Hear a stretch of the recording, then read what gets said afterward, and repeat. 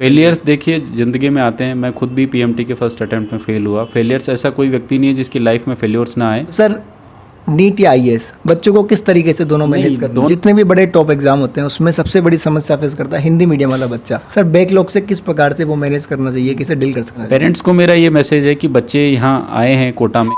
कोटा शहर में 3 दिन मेडिकल की प्रिपरेशन करने वाले और इसके अलावा वर्तमान में आईएएस और कोटा के collector doctor Ravindra Goswami sir हमारे साथ कनेक्ट हो चुके हैं। सर सबसे पहले बहुत बहुत स्वागत है आपका सर हमारे साथ। थैंक यू सर आपने लगातार आप कोटा शहर में जब से आए हैं तब से बच्चों के मतलब एक तरह से मोटिवेशन के लिए लगातार कई तरह की एक्टिविटीज़ या तो खुद ऑर्गेनाइज कर रहे हैं या एक्टिविटीज़ में पार्टिसिपेट करके बच्चों को जितना हो सकता है आप मोटिवेशन देने का प्रयास कर रहे हैं। जस्ट अभी बात करें तो आपने इलन में बच्चों के एक मोटिवेशन सेशन में अटेंड करते हुए बच्चों को मोटिवेट किया। सर कितनी आवश्यकता लगती है इस टाइप के सेशन की कोटा की बात करें? नहीं, मोटिवेशन से ज़्यादा मैं उनकी जिज्ञासाएं शांत करने में विश्वास रखता हूं, क्योंकि बच्चे जिस स्टेज में यहाँ आते हैं उनके मन में कई तरह के सवाल होते हैं और उनको प्रेरणा देना और उनको सही तरीके से गाइड करना कि ज़िंदगी में किसी एक एग्ज़ाम के मार्क्स इंपॉर्टेंट नहीं होते और प्लान भी होना ज़रूरी है। तो वो चीज़ें हम यहाँ उनको सिखाने की कोशिश करते हैं। इसके अलावा उनके द्वारा जो फीडबैक मिलता है उस पे हम सब एज ए टीम मिलके काम करते हैं, उससे आगे के जो हमारे एक्शंस हैं वो डिफाइन करते हैं। सर कोटा में आने वाले बच्चों की सबसे बड़ी समस्या होती है कि जब यहाँ पर वो पहुँचता है तो उसका एनर्जी लेवल अलग तरीके का होता है और जब यहाँ से जाता है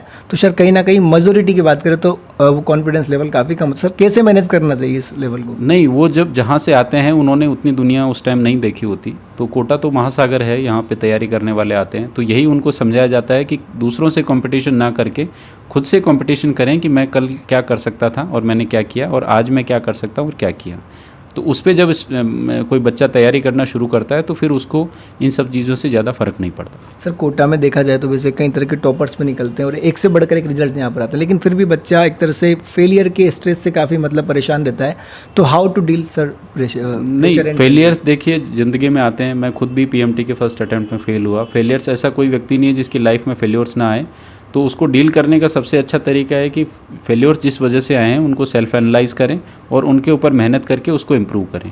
तो यही एक तरीका है। बाकी ऐसा कोई इंसान नहीं है जिसके जीवन में फेलियर ना आए हो और जो ज़िंदगी में कभी फेल ना हो। सर आपके सेशन को हम देख रहे थे तो बच्चे 1 to 1 आपसे इंटरेक्ट करते हुए अपनी सारी बातें रख रहे थे, लेकिन ऐसी कंडीशन भी आ चुकी थी, आपने भी कहा था कि ये नीट का सेशन है या फिर आईएएस का।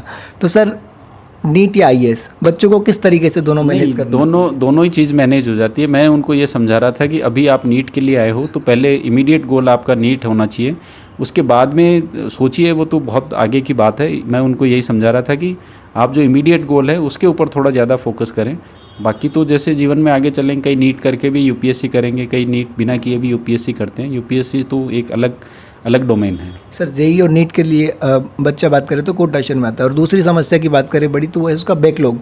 सर बैकलॉग से किस प्रकार से वो मैनेज करना चाहिए, किसे डील कर सकता है? बैकलॉग से सबसे अच्छा तरीका है अपने प्रतिदिन के शेड्यूल में कुछ टाइम पुराने जो चीज़ें हैं उसको रिवाइज़ करने, उसको समझने के लिए रखना चाहिए, जो कमियां हैं उसको दूर करने के लिए रखना चाहिए। और दूसरा इंपॉर्टेंट है कि प्रीवियस ईयर्स के क्वेश्चन पेपर को देखिए। हो सकता है बैकलॉग हो लेकिन उसमें से इंपॉर्टेंट सवाल ना आते हो, वो टॉपिक रिपीट ना होता हो, तो एक बार आप उसको कम तवज्जो देके दूसरे जो अच्छे इंपॉर्टेंट टॉपिक है उसके ऊपर ध्यान कीजिए।